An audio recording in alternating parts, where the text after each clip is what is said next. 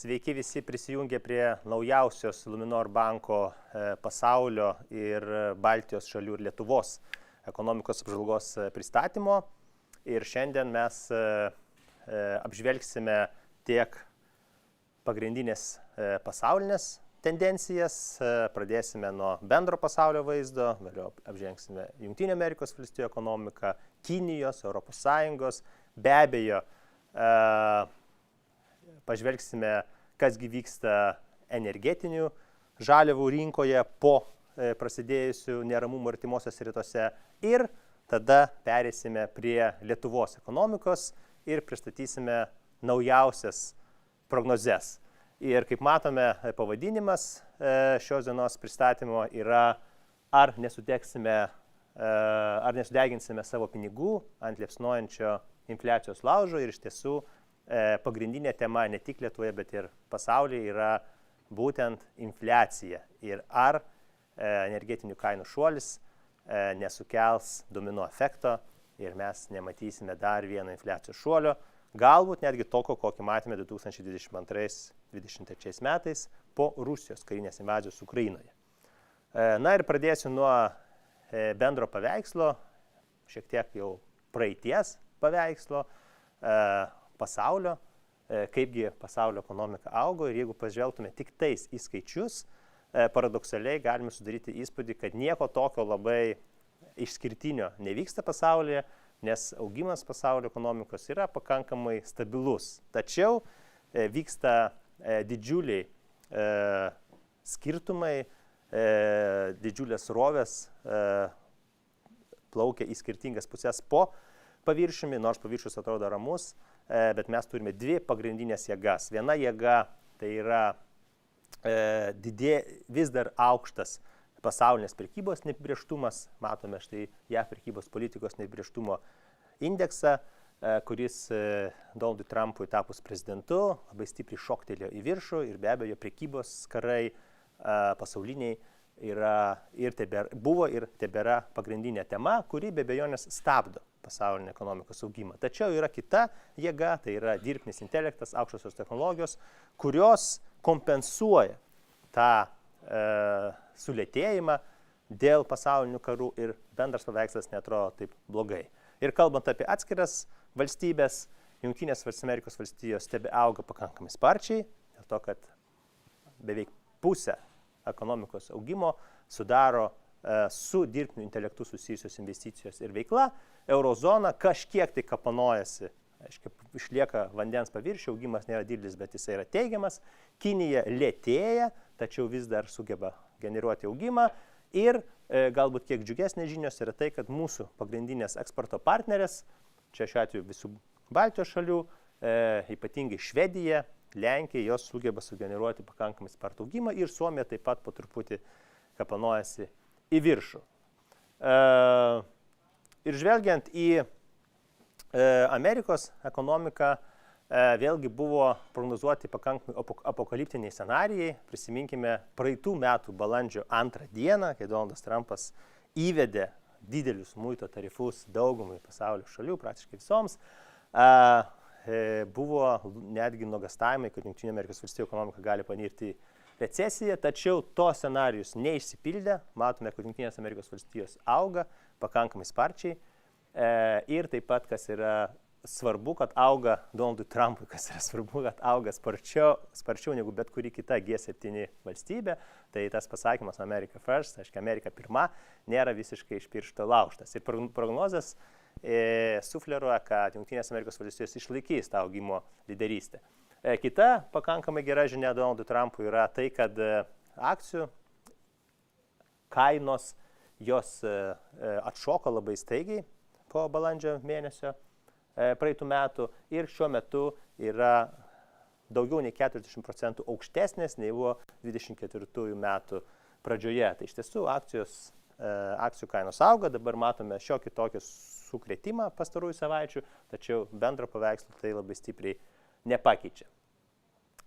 Ir ką yra aktualu paminėti, yra tai, kad Jungtinių Amerikos valstijų akcijų rinkos vertė augina ne tik dirbtinio intelekto karštinę, buvo labai daug spekulacijų, nuogąstavimų, kad galbūt apskritai neverta investuoti Jungtinių valstijų akcijų rinką, nes galimai formuojasi burbulas, kas gali būti dalinai tiesa, bet akcijų indeksas Amerikos nėra vien tik tais informacinių technologijų įmonės, nėra tik tais susiję viskas su dirbtiniu intelektu ir matome, kad šie metai būtent tą ir demonstruoja, dėl ko ir nuosmukis po energijos pasaulinio šoko yra santykinai mažas viso indekso, nes energetika, pažiūrėkite, plus 30%, daug kitų šakų, įskaitant pramonę, jau auga, matome, eilę metų, 23 metais plus 16%, 24 plus 16%, 25 18%, šiais metais jau per kelis mėnesius plus 7%, tai tikrai yra sričių, kurios generuoja teigiamą augimą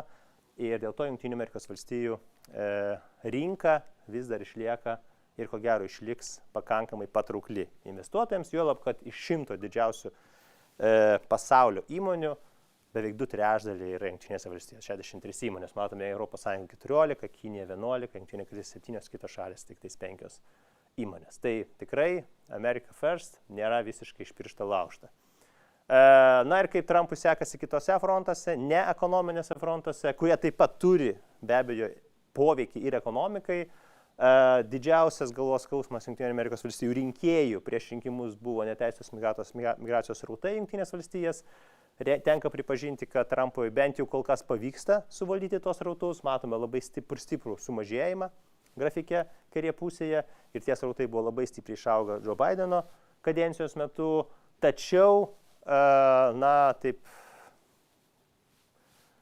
šmaikščiai pasakant, Nobelio premija Trumpui ko gero artimiausiu metu negresia, nes matome, kad Amerika vis labiau veliasi į įvairius karinius konfliktus ir paskutinis iš jų čia labai puikus paveikslėlis, tiesiog Amerika su Izraeliu ateina prie Širšių lizdo, tai yra Irano, trenkia ir sako, na pažiūrėsime, kas bus toliau. Nu va, ir kas buvo, matome dabar visi. Ir kalbant apie grėsmės, ilgalaikės grėsmės Jungtinėms valstijoms, tai yra vidinis susiskaldymas, didžiulis, šitas grafikas ko gero geriausiai iliustruoja, nes visos šalis matuoja vartotojų pasitikėjimo indeksą. Jungtinėse valstijose tas indeksas jisai nebelabai ką jau ir parodo, labiau jisai rodo politinės preferencijas, tuo sufleruodami, kad žmonės iš esmės balsuodami už skirtingas partijas gyvena visiškai kitame informacinėme lauke. Pažiūrėkite, respublikonų rinkėjai, jie pakankamai teigiamai vertina Jungtinių Amerikos valstijų savo finansinę padėtį ir bendrai ekonomikos padėtį, nėra eilė klausimų. Tačiau demokratų rinkėjų vertinimas yra labai prastas ir tas skirtumas tarp demokratų rinkėjų ir respublikonų, pažiūrėkite, jisai yra milžiniškas, jisai didėja. Vat, kiekvienos kadencijos metu paskesnės jisai didėja. Tas skirtumas būdavo apie 20-30% punktų, dabar jisai yra išaugęs iki netgi 60, beveik lygiai 60% punktų. Na ir kita grėsmė susijusi yra su tuo, kad biudžeto deficitai Amerikoje vis dar dideli, skola auga ir klausimas, ar tai yra tvarus augimas ir tai didina tolimesnių infliacinių periodų riziką arba galbūt kažkokią tai suirutę valstybių skolų rinkoje. Na, Kinija, kaip atrodo Kinija, galbūt tiek, kas aktualu mums, Kinijai visgi nepavyksta užkurti vidaus vartojimo variklio ir ko gero nepavyks užkurti, todėl kad Kinija turi iššūkių su demografija. 25 metais Kinijoje gimė mažiau nei 8 milijonai vaikų, kuomet prieš nepilnus 10 metų gimusių skaičius siekia 18 milijonų, dar anksčiau siekdavo virš 20-30 milijonų. Tai matome, kad tas nuosmukis yra labai ženklus. Ir Kinijoje labai stipriai mažėja gyventojų skaičius bendras. Praeitais metais, pirminiais duomenimis, apie 3 milijonais sumažėjo. Ir tai stabdo vartojimą, tai stabdo būsto rinką, būsto kainos toliau krenta, įskaitant ir sostinę, Pekiną, čia pakankamai toksai naujas reiškinys, Šanchajus vienintelis, kuris dar išlaiko augimą iš tų didesnių miestų. Ir matome, infliacija Kinijoje yra labai maža, praktiškai jos nėra pastarosius metus, infliacija sukasi apie 0%, Tai Kinijai yra gerai to, kad jos konkurencingumas didėja, nes jų prekės nebrangsta, nes gamintojų kainų indeksas netgi yra neigiamas šiek tiek, tai kitaip tariant, Kinija eksportuoja defliaciją, neturėdama vidaus vartojimo. Ir ką jinai eksportuoja, tai yra kita svarbi tema, eksportuoja nebe pliušinius žaisliukus ir kažkokius tenais pigios darbo jėgos reikalaujančius daiktus, bet aukštų technologijų produktus, kaip pavyzdžiui automobilius, taip pat be abejo robotus, atsinaujančios energetikos, pavyzdžiui, saulės energijos rinkoje Kinija yra dominuojanti ir kitus aukštųjų technologijų produktus. Ir kaip pavyzdys, kaip staigiai pasikeitė situacija, žiūrėkit, didžiausi automobilių eksportuotojai prieš 5 metų Kinija nebuvo netgi tarp top 3 didžiausių. 2020 metais Kinija mažiau eksportuotų automobilių net negu Jungtinės valstijos. 25 metai pirma Kinija ir netgi beveik 3 kartus daugiau eksportuoja automobilių negu Vokietija. Ir matome, Vokietijos eksportuojamų automobilių skaičius, jisai yra mažesnis nei buvo 2018-2019 metais. Tai kitaip tariant, Kinija masiškai didina savo rinką, išstumdama iš jos kitus žaidėjus pagrinde Europos. Ir tai atsispindi Vokietijos Kinijos prekybos apimčių dinamikoje. Vėl jeigu eksporto importo balansas buvo daugiau mažiau stabilus iki 20 metų, tai dabar daugiau nei 2 kartus Kinija eksportuoja daugiau į Vokietiją produkcijos, negu kad Vokietija į Kiniją. Kitaip tariant, atsiveria milžiniškas disbalansas ir ko gero artimiausiu metu jisai didės. Nes Kinijos eksportas į Vokietiją didėja, o Vokietijos į Kiniją mažėja. Ir tai yra didžiausias galvos skausmas. Vienas iš 3, tai yra pats didžiausias. Kiti 2, tai yra be abejo Jungtinių Amerikos valstijų protekcionizmas, nes Jungtinės Amerikos valstijoms padidinus importo tarifus, matome, kad ES eksportas į Jungtinės valstijas sumažėjęs yra. Čia buvo didžiulis šuolis prieš praeitų metų balandžio mėnesį, kai buvo tikrai lūkestis didžiulis, kad tuoj įves tarifus, stengiasi eksportuoti kiek įmanoma daugiau prekių ir dabar matome, kad tos apimtys jos mažėja ir atitinkamai tai mažina Vokietijos pramonės produkcijos apimtis. Ir lemia Vokietijos deindustrializacija, dėl ko Vokietija yra susikeitusi vietomis su Pietų Europos šalimis.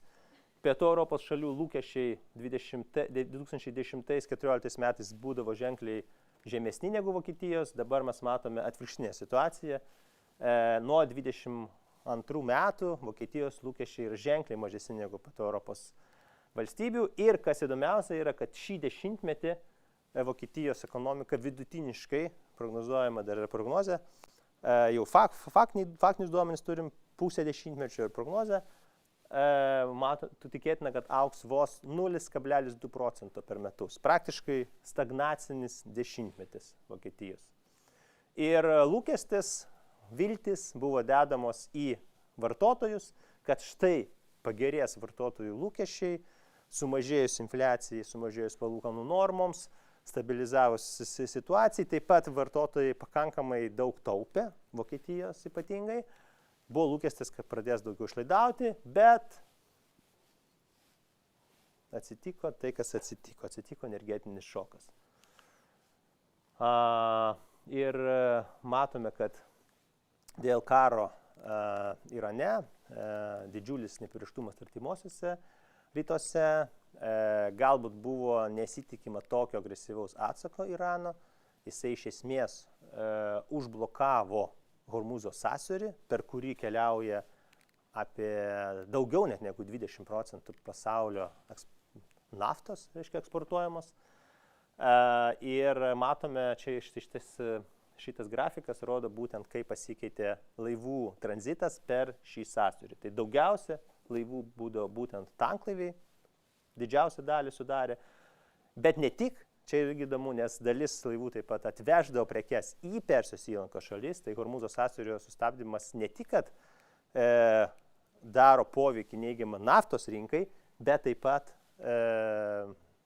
daro poveikį kitoms sritims ekonomikos, pavyzdžiui, tiems verslams, kurie eksportuodavo produktus į Persijos įlankos šalis. Vėlgi negali atvežti to eksporto ir taip pat artimieji rytai yra labai svarbus trąšų sektoriui ir taip pat kitų metalų. Na ir matome, kad kažkoks galbūt švelnus atsigavimas jau yra stebimas. Pastarųjų dienų duomenys čia dar nėra. Šiame grafike čia kovo 15 pasibaigė, lygtai kažkiek didėjimas jau atsiranda, bet klausimas, ar bus pasiektas bent jau pusėtinas lygis tų srautų, kurie buvo iki vasario 28 dienos, kuomet ir prasidėjo karinė operacija. Ir visų akis, aišku, pagrinde yra nukreiptos į naftos kainą. Naftos kaina šiuo metu yra šoktelėjusi virš $100 už barelį, vis dar yra apie 100 laikosi. Ir ateities sandoriai sufleruoja, kad visgi rinkos tikisi, kad ilgą laiką tokios kainos neturėtų išsilaikyti. Lūkestis yra, kad kažkokiu būdu konfliktas įsispręs. Mes taip pat į savo prognozes šį scenarijų įrašėme, nes tiesiog per didelė dalis šalių yra suinteresuotos, kad tos naftos kainos nukristų ir būtent to šalis labiausiai suinteresuotos, kurios neturi jokio ryšio su vykstančiu kariniu konfliktu, nes daugiausia naftos importuoja per Hormūzo sąsiaurį Kinija, Indija, Japonija, Pietų Korėja, kitas Azijos šalis, pavyzdžiui, Indonezija, Filipinai netgi riboja degalų pardavimą savo šalyse. Europa perka labai nedaug. Dabar Saudo Arabija permeta dalį pajėgumų per Raudoną jūrą, tai praktiškai Europoje kiekių trūkumo nebus. Jungtinės valstijos, Izraelis, pagrindinės dalyvaujančios šalis kariniam konflikte visiškai neperka. Be to, Jungtinės valstijos daugiau naftos pasigamina pačios negu suvartojos ir eksportuojanti šalis, tai iš esmės Jungtinės valstijoms poveikio ekonominio didelio nėra, tik tais tiesiog Trumpas, ko gero, bus interesuotas sumažinti degalų kainą artėjant rinkimams, kurie numatyti rudenį. Spalio mėnesį, bet jis dar turi laiko. Na ir gera žinia, visgi yra ir gerų žinių. Ta, kad Europoje, pažiūrėkite, šitie du grafikai, gamtinių dujų kaina ir elektros kaina nepakilo tiek stipriai, kaip pakilo 2020-2023 metais. Gamtinių dujų tai visiškai yra kilimas, toks sakyčiau, netgi pakankamai normalus, nes šiuo metu kaina siekia apie 50 eurų už megavatvalandę, o 2022 metais ta kaina buvo šokus netgi virš 300. Tai tikrai didžiulis skirtumas, nepaisant to, kad saugyklos yra pustuštės. Vėlgi, kodėl? Todėl, kad yra diversifikuotas tiekimas. Europa mažai perka iš Persijos įlankos šalių, iš Kataro kažkiek, bet nėra tai kritiniai kiekiai. Ir elektros kaina vėlgi atitinkamai neišaugo tiek daug, kiek buvo išaugusi 2022 metais. Matome vėlgi, čia ir aiškiai grafikas parodo. Mėlynas grafikas tai yra, koks buvo lūkestis prieš prasidant konfliktui, va čia į ateitį. Matome punktyrinę liniją, raudonas po konflikto. Tai didelis kontrastas, aš dar grįšiu atgal, su naftos kaina. Naftos kaina stipriai pašoko, gamtinių dujų elektros beveik nepadidėjo. Aišku, Europos situacija būtų dar geresnė, jeigu ji būtų vykdžiusi netokią trumparegišką politiką. Aš jau ilgį laiką kritikuoju ją, jau daugiau nei 10 metų, tai tikrai galiu drąsiai dėti šitą grafiką, čia beje ir grafikas labai senas yra, nes Europos strategija iš esmės buvo mažinti gavybą savo iškastinio kuro, bet ne tiek mažinti vartojimą, priešingai nei Norvegija, kuri stipriai sumažino vartojimą, perėjus, pavyzdžiui, prie elektromobilių asmeninio transporto, tačiau išlaikė gavybą. Ir ačiū Dievui, kad jie išlaikė gavybą, nes dabar Norvegija yra pagrindinė naftos ir gamtinių dujų tiekėja Europos Sąjungoje. Norvegija yra numeris 1 ir toj kategorijai. Ir vartojimo nelabai pavyko Europos Sąjungai sumažinti. Pažiūrėkite, degalų, mažmeninė degalų prekyba šiuo metu yra 5% didesnė, negu kad buvo prieš 10 metų Europos Sąjungoje. Norvegija minus 30, dėl to, kad yra elektromobiliai. O gavimas, tarkime, gamtinių dujų, čia mėlyna matome šitą juostą, ženkliai sumažėjo, o importas yra raudona juosta, tai importas praktiškai jisai didesnis netgi negu kad buvo prieš 10 metų, netgi šiek tiek didesnė šiuo metu. Tai ta priklausomybė jinai išliko. Tai va čia yra pamoka, kad visgi perinant prie atsinaujinančios energetikos, tą reikia daryti protingai. Iš pradžių sumažini vartojimą ir tik tada gavybą, o ne atvirkščiai, nes kitu atveju tu mokėsi kainą. Ir, aišku, ta energetinė kova, JAV versus Europą, JAV turi didžiulį pranašumą ir turės ateityje, kaip minėjau, naftos rinkoje jinai jau tapo grynoji eksportuotoja, daugiau pasigamina negu pati suvartoja, Europa vis dar yra pakankamai priklausoma, Kinija taip pat tapo labai priklausoma ir ko gero Jungtinės valstijos ir nori paspausti Kiniją per būtent naftos rinką ir galbūt tai yra susiję ir su Venezuelos veiksmais, nes Kinija turi kitą kortą, Kinija turi retosius metalus, ko gero Amerika nori turėti naftą ir dujas. Ir gamtinių dujų kainą matome, kad Europoje iš esmės susiniveliavo su pasaulinė suskystintų gamtinių dujų kaina. Japonijoje ir Europos Sąjungoje kainos labai panašia trajektorija juda, Jungtinėse valstijose ženkliai mažesnis. Na ir kokios visgi baimės yra? Baimės yra didelės, kad energetinių kainų šuolis gali sukelti domino efektą, ypatingai kalbant apie maisto kainas, nes kol kas matome šuolį energetinių kainų, bet žalia linija matome maisto produktų kainas irgi šiek tiek pradeda kopti viršų ir pažiūrėkit, 22 metus matėme, kad maistas keliavo paskui energetiką. Ir jeigu maistas pradės keliauti, atitinkamai infliacija bendresnė pradės didėti, didėjus infliacijai, centriniai bankai bus priversti didinti palūkanų normas ir jau dabar lūkestis yra, kad Euribor palūkanų norma šių metų pabaigoje gali pakilti iki 2,5%. Dar prieš kelias savaitės buvo lūkestis, kad jinai liks 2%, dabar jau lūkestis yra 2,5%. Be abejo, čia keičiasi labai stipriai lūkesčiai, buvo vienu metu net 2,8 beveik procentai lūkestis, vėliau kažkiek pakrito iki 2,3, tiesiog yra didžiulis neprieštumas, didžiulis kintamumas, rinkos nežino ką daryti, baimė, tai nebūtinai taip ir bus, bet priklausys nuo to, kiek ilgai bus uždarytas Hormūzo sąsiauris ir kokia bus naftos kainų trajektorija ir ar pradės kilti taip pat ir maisto kainos.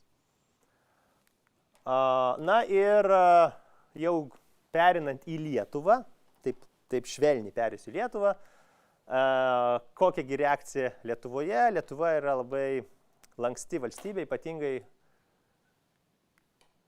šiaip visose srityse, sakyčiau, čia yra daugumoje atveju yra geras bruožas, bet taip pat ir kainų kilime yra labai daug lankstumo ir matome, kad dizelino kaina Lietuvoje šoko akimirksniu.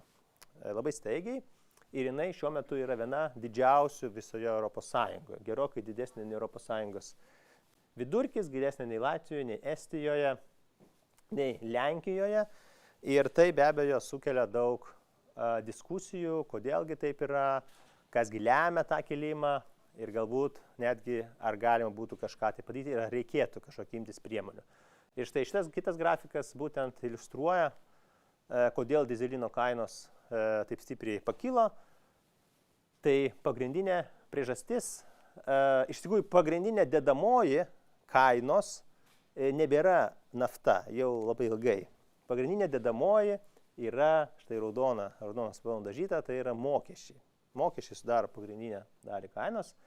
Antroje vietoje, kas yra įdomu, tai yra perdirbimo ir pardavimo dedamoji. Tiesiog dėl dizelino rinkos, nes yra fundamentalus trūkumas dizelino ir perteklius benzino perdirbimo gamyklose, europinėse. Kodėl? Todėl, kad benzino paklausa eilę metų mažėja, taip pat ir dėl dizelizacijos vykusios asmeninio transporto, automobilio, o dizelino paklausa didėja, kaip rodžiu, mažmeninės pardavimai bendrai plus 5%, todėl, kad reikia išvežioti prekes, o transporto įmonės ir žemės ūkis taip pat naudoja tik dizeliną. Atitinkamai atsirado disbalansai dideli ir ta dedamoji dizelino yra žymiai didesnė negu benzino atveju. Benzino tik 25 centai, perdirbimas ir pardavimas dizelino daugiau nei dvigubai didesnė. Ir ko gero, tos tendencijos kartosis ateityje, todėl turintiems dizelinės transporto priemonės asmenims, tai tikrai vertėtų pagalvoti apie tai ir galbūt rinktis kitą alternatyvą, aš pats kitoj skaidriai. Ir aišku, mokesčiai dizelino tapo dizelino kūro tapo didesni negu kad benzino. Ilgą laiką benzino mokesčiai buvo didesni Lietuvoje negu dizelino. Tai mes esame susikeitę vietomis. Ir atitinkami dizelino kaina, dėl to bendra yra ženkliai didesnė negu kad benzino. Benzinas pabrango, bet nėra kažkoks labai didelis pabrangimas nuo €45, €58. Galima gyventi, dizelino taip yra jau skausmingesnis. Ir, aišku, pasiūlymai, alternatyvos. Aš mėgstu paskaičiuoti šitą grafiką, degalų sąnaudos 100 km, dabar dizelinių automobilių turint jos yra didžiausios. Čia imant Lietuvos energetikos agentūros vidutinius suvartojimus. Benzininių automobilių yra kiek daugiau 9 eurai ir elektromobilių priklausomai nuo to, kur tą elektrą gauni, ar krauni namuose, turėdamas stotelę ir biržos kainą, ar fiksuotą planą, ar viešojo įkrovimo stotelėje, greitų ar lėtų įkrovimų, matome, kad ta kaina yra ženkliai mažesnė negu kad dizelinių ar benzininių automobilių. Ir tai, manau, kad gali išeiti ir gerą, sakoma, nėra to blogo, kas neišeitų gerą, nes tai paskatins, ko gero, dar daugiau Lietuvos gyventojų pasvarstyti apie hibridinių, hibridiniai praktiškai visi benzininiai yra, benzinas plus elektra, hibridinius arba elektrinius automobilius įsigyti. Ir matome naujų automobilių rinkoje, būtent hibridiniai dominuoja, o dizeliniai sudaro tik 12%. Nors bendrame parke Lietuvos dizeliniai vis dar sudaro didžiausią dalį. Ir elektros kaina, čia yra labai įdomu, ar jinai pakylo, ar jinai nukrito, prasidėjus kariniam konfliktui, iš esmės jinai nukrito Lietuvoje. Čia tai yra labai geras mūsų pasiekimas, nes mūsų elektros kaina nebepriklauso nuo Hormūzo sąsiaurio pralaidumo, nuo pasaulinių naftos ir dujų rinkų. Mūsų kaina priklauso nuo 3 dalykų – saulės, vėjo ir vandens. Todėl, kad mes beveik 80% visos savo energijos kovo mėnesį pasigaminame iš atsinaujinančios energetikos. Liūto dalį sudaro vėjas, žalias stulpelis, saulė taip pat atsiranda, raudonas stulpelis ir vanduo taip pat šiek tiek pakyla, natūralu. Tai matome, kad ta pavasarinė saulė ir vėjas mažina kainas ir tai mums suteikia tikrai didžiulį pranašumą konkurencinį šiuo metu būtent. Lyginant su kitomis šalimis, netgi ir su Vokietija. Aš rodžiau Vokietijos grafiką, Vokietijai pakylo kaina, nes vokiečiai daug gamina elektros iš gamtinių dujų vis dar, o mes labai nedaug. Ir ko gero, jeigu mes kovo mėnesį jau turim 75% čia grubiai, dar nesibaigė mėno, tai manau, kad vasaros mėnesiais, ypatingai gegužė būna tokia vėjuota, gali būti, kad mes turėsim mėnesių, kai mes pasigaminsim virš 100% ir atitinkamai tada kaina bus nedidelė. Ir taip pat šilumos kaina, jinai neauga taip stipriai, jinai šoktelėjo labiau dėl panaikinto lengvatinio pridėtinės vertės mokesčio tarifo, o sąskaitos bendros išaugo dėl to, kad tiesiog buvo šalta žiema, sausis vasaris, šalti mėnesiai, neįprastai šalti, žiūrint pastarųjų 10 metų perspektyvą. Ir aišku, tai padidino šilumos sezono išlaidas Lietuvoje, tačiau net ir tos didelės išlaidos, čia už visą sezoną, maždaug tokia suma, jos nėra tokia didelė našta gyventojams, nes gyventojų pajamos išaugusios yra apie 3 kartus, lyginant su 12-13 metų, kai taip pat buvo šalta žiema ir didelės kainos, o išlaidos liko panašios. Ir priežastis vėlgi ta, kad didžią dalį kūro, šilumos, tai yra šilumos energijos didžią dalį mes pasigaminame iš atsinaujinančios energetikos. Dujos, naftos produktai sudaro jau labai nedidelę dalį. Tačiau tai nereiškia, kad Lietuvoje infliacija didės mažiau negu kad kitose ES šalise, kurios yra priklausomos, todėl, kad mes į infliacijos laužą beriame labai daug pinigų šiais metais. Vienas šaltinis tai yra atsimti pinigai iš antrosios pensijų pakopos, ko gero bus apie 40%, mes bent jau tiek idėją ir esame prognozes, nes per pirmą mėnesį jau 21% buvo. Taip pat turime rekordinės ES finansinės paramos lėšas, tai grubiai 4 milijardai iš pensijų, beveik 4 milijardai iš ES paramos ir beveik 5 milijardai investicijų į krašto apsaugą. Tai yra tas kokteilis, pinigų, kuris jau savaime būtų skatinęs infliaciją ir štai dar papildomas degtukas arba šliūkštelėjimas naftos iš bačkos tą laužą dar labiau užkaitins. Todėl mes prognozuojam šiais metais infliaciją, kad sieks 5%. Be abejo, vyrant didžiuliam neapibrėžtumui, tai galbūt tokia labiau konservatyvi prognozė, gali būti ir daugiau, labiau tarp 5-6%. 7 metais iš inercijos taip pat mes vis dar turėsim nemažą infliaciją, 3% ir tik 28 metais po viso to šuolio infliacijos mes galime tikėtis ženkliai mažesnės infliacijos. Tai vėlgi dinamika šiek tiek išsiskirs nuo kitų Baltijos šalių ir džiaugiasi santykinai, aišku, jinai buvo didelė lyginant su ES vidurkiu, bet santykinai infliacija 23-25 metais lyginant su kitomis Baltijos šalimis Lietuvoje buvo nedidelė, matom, didžiausia buvo Estijoje, ten ir dėl mokesčių pokyčių, tai mes šiais kitais metais turėsime didžiausią infliaciją Baltijos šalyse ir tai be abejo vėl spartins konvergenciją kainų lygio, gal net ne konvergencija, jau tam tikras atvejais divergencija, mes pasivysim ir turbūt aplenksime tam tikrose kategorijose. Štai vartojimo prekių kainų lygis Lietuvoje praeitais metais jau siekia 95% ES vidurkio, paslaugų tik 70%, bet matome labai didžiulę konvergenciją. Ir kai kuriuose segmentuose mes jau viršim ES vidurkį. Prieš tai dar tik tais noriu parodyti, kaip mes prognozavome praeitais metais infliaciją. Mes mėgstame tokį, prognozių būdą, kai šiek tiek pakrapštome labiau iš apačios į viršų. Beje, labai gerai sekasi, nes ir ekonomika labai gerai prognozavom pastaruosius porą metų, net buvau metų orakulų paskelbtas. Ir infliacija, štai matome praeitų metų kovo mėnesį, grinai prieš metus, kai darėm prognozę, šitą grafiką rodėme, kaip galėtų atrodyti infliacijos dedamosios praeitų metų.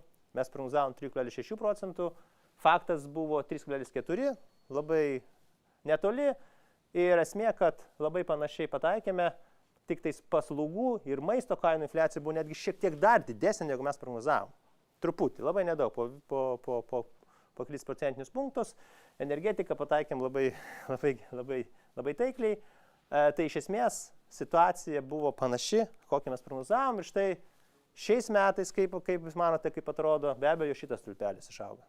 Energetikos išauga, štai parodysiu, energetikos išauga iki 1,5 procentinio punkto, pridės prie bendros infliacijos, be abejo didžiulis neapibrėžtumas, gali būti, kaip minėjau, ir 2, ir 2,5, atitinkamai bendra infliacija didės.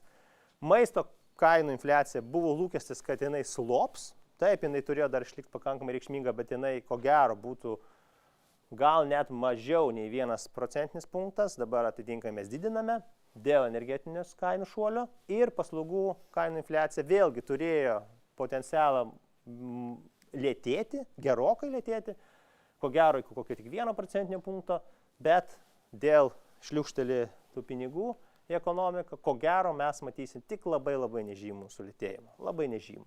Tai atitinkamai blokelis prie blokelio, susidėliojam ir matome 5 procentų infliaciją ir tai dar, sakyčiau, tokia labiau konservatyvi prognozė. Ir grėsmė ateičiai, tai yra dar vienas infliacijos šuolis papildomas, jisai pavers Lietuvą vieną brangiausių valstybių regione ir taip pat netgi ES kontekste. Pažiūrėkit, įdomus faktas, kad Estijoje maisto produktų kainų lygis tapo kiek didesnis nei Suomijoje praeitais metais. Čia preliminarūs dar duomenys, nes dar Eurostatas nepaskelbė galutinių, bet jau galima iš metinių ekstrapoliuoti. Kažkiek gali keistis, bet plius minus ten porą procentinių punktų. Tai gal lygus, gal kažkiek daugiau didesnis. Lietuvoje jisai svyruoja maždaug apie ES vidurkį ir šiek tiek jį viršyje. Tai visa laimė, kad Lenkai taip pat labai stipriai pabrango, tai santykinai mažiau žmonių važiuoja Lenkiją apsipirkti iš Lietuvos, bet bendra tendencija yra ta, kad štai kai kuriuose kategorijose mes jau viršėme. Ir tas maisto kainos augimą jį pagrindę lemia ne tiek žemės ūkio produkcijos kainų brangimas, ir gamybos kainų, netgi kaštų, bet tiesiog didelė paklausa, tiesiog vartotojai atveria piniginės, tai kodėlgi nepakėlus kainų galutiniams vartotojams. Ir žemės produktų kainos, žemės ūkio produktų kainos nebekoreliuoja su maisto kainų pokyčiais, bent jau tada, kai yra kažkoks tai didesnis pagrindas kritimui. Matome duonos kainą ir kviečių kainą, kai šoktelė viršų, duonos kaina labai stipriai kyla į viršų, kviečių kainai nukritus, duonos kaina liko ten, kur ir buvo pakilusi, pieno kainų taip pat matome pastaruosius mėnesius supirkimo kainos krenta, o kaina lentynose parduotuvių kyla. Tai į kitą pusę neveikia, bet į kilimą veikia. Tai jeigu bus šuolis žaliavų kainų, žemės ūkio produktų, ko gero, vartotojų kainos taip pat kils.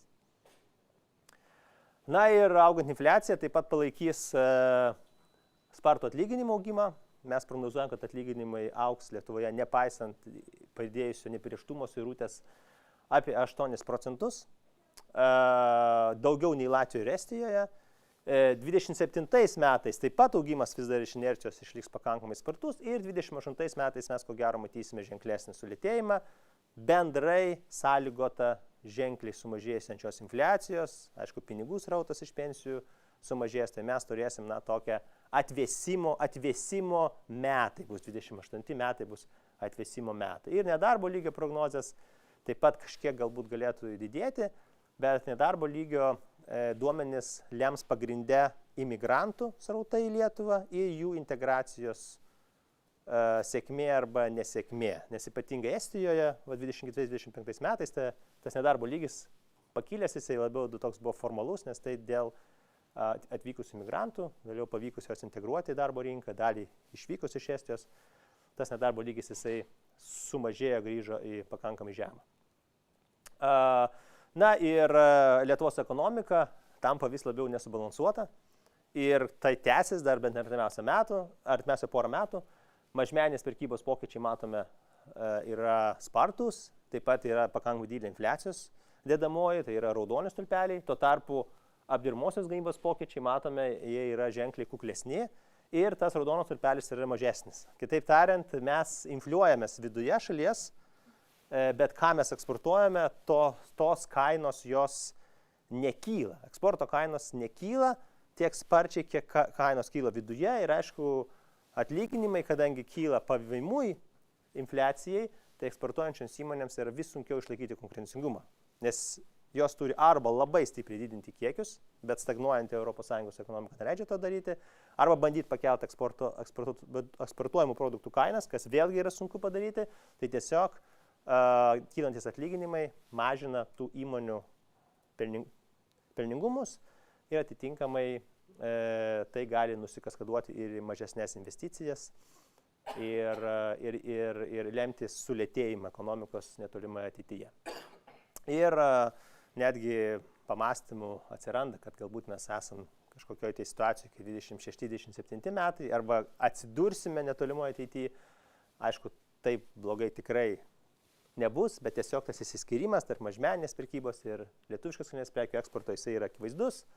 Ir taip pat kiti rodikliai konkurencingumo sufleruoja, kad Lietuva nebėra tiek fundamentaliai stipri, kiek buvo praeityje. Kitaip tariant, fasadas yra labai gražus, bet pamatai, konstrukcijos laikančiosios jau reikalauja tikrai dėmesio ir klausimas, ar mes to dėmesio gausim. Panašu, kad mes artimiausius porą metų gausim dėmesio fasadui.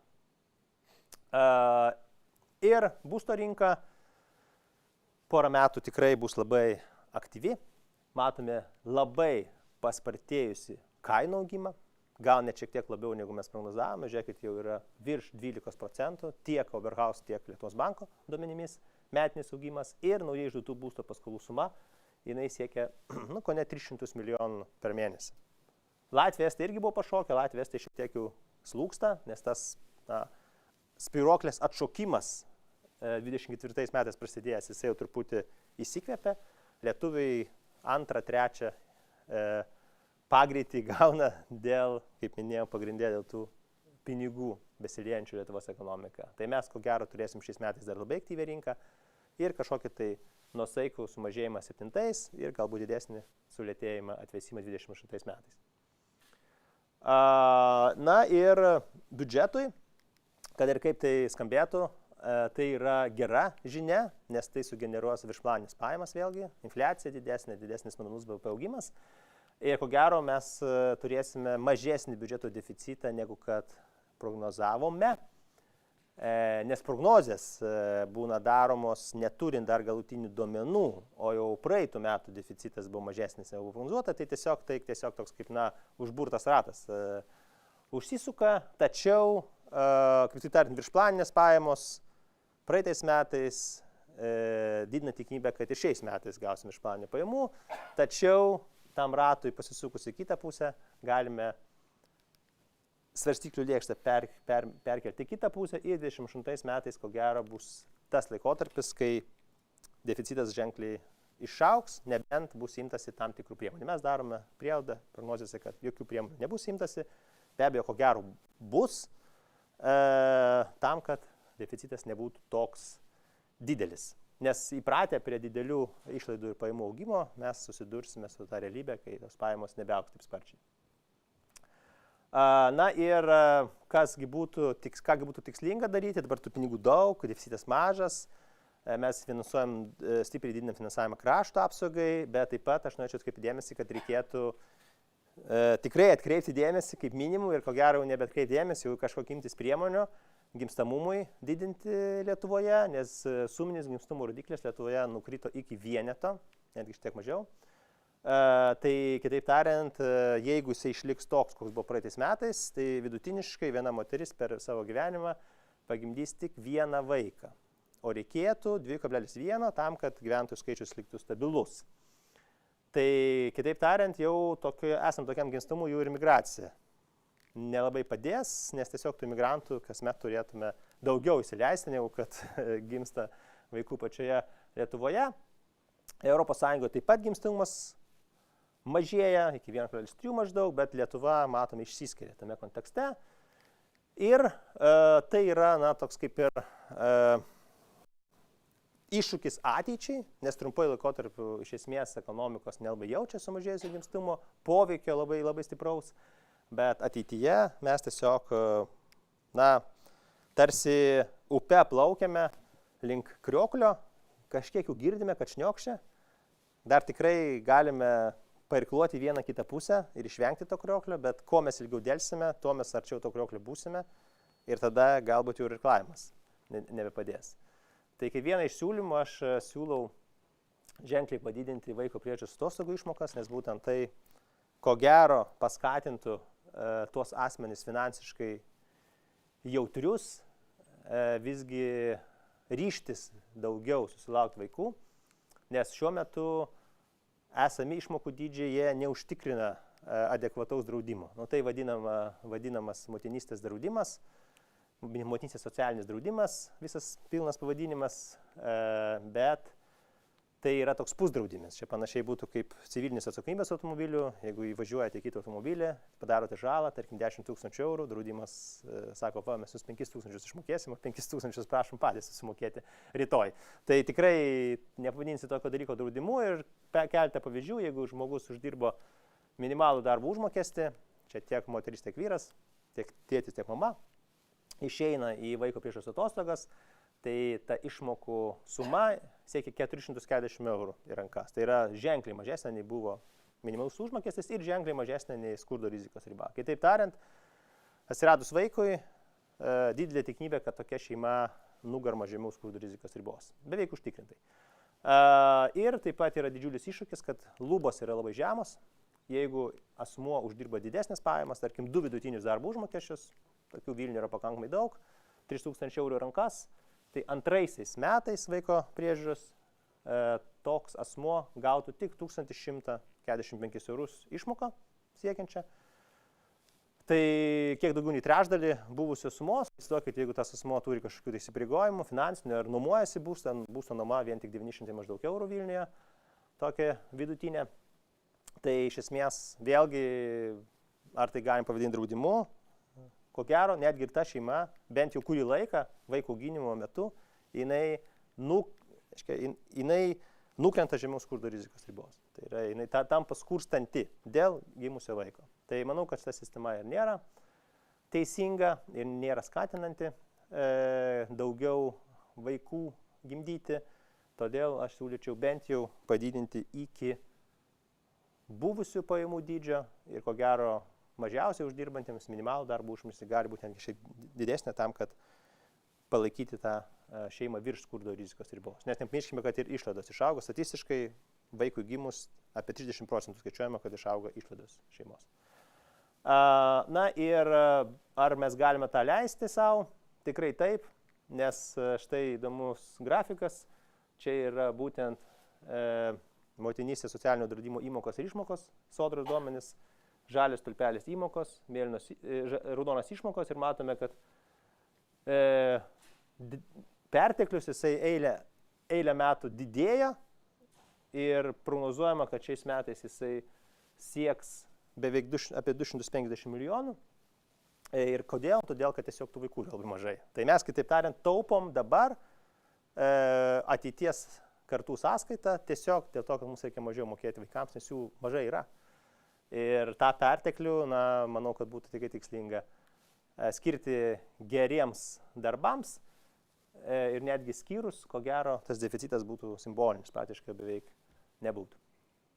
Tai va, na ir pabaigai Lietuvos laukia pasivažinėjimas amerikietiškais kalneliais dėl pinigų įsiliesančių ekonomiką, viena vertus, kita vertus ir dėl naftos kainų šuolio mes turėsime ženkliai didesnę infliaciją, bet ekonomikos augimas tikime, kad išliks šiais metais vis dar pakankamai spartus, netgi labai spartus, ženkliai spartesnis nei kitose Baltijos šalyse. Čia vėlgi darant prielaidą, kaip minėjau, kad konfliktas ilgai neužsitęs ir naftos kainos šių metų pabaigoje nukris žemiau $80 už barelį, bus apie 70 berods jau yra jo prognozijai prašyta.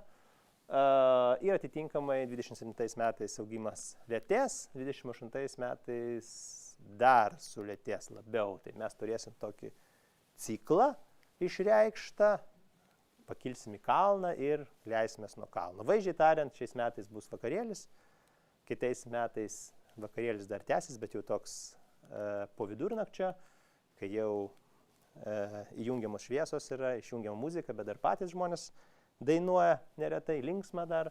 28 metais jau paryčiai, rytas ir dar 29 metų nėra, 29 metais dar sąskaitas, jūs už tą vakarėlį reikės dar susimokėti. Tai kitaip tariant, mes savo rankomis realiai susikursime papildomą ekonominį ciklą, pakilimo ir nuosmukio ir lyginant su kitomis Baltijos valstybėmis, vėlgi tas ciklas jisai išskirs mus lyginant su kitomis šalimis, tai mes užleisime augimo lyderystę, kitais metais, ko gero Latvijai, 28 metais turėtų Estija pasistumėti po vėlgi to kito ciklo, kurį jie turėjo, kurį taip pat dalinai lėmė iš pensijų pakopos atsiimtos lėšos 21 metais. Na, bet kaip matome, nieko labai dramatiško, nes vis tiek tam tikrą augimą prognozuojame, nes matome, kad tikrai Lietuvos ekonomika, ypatingai verslas, yra aktyvus, daug investuojama, daug daroma naujų projektų. Tiesiog teks pasivažinėti ne lygiu keliu, o kalvotų. Tai ačiū uždėmesi.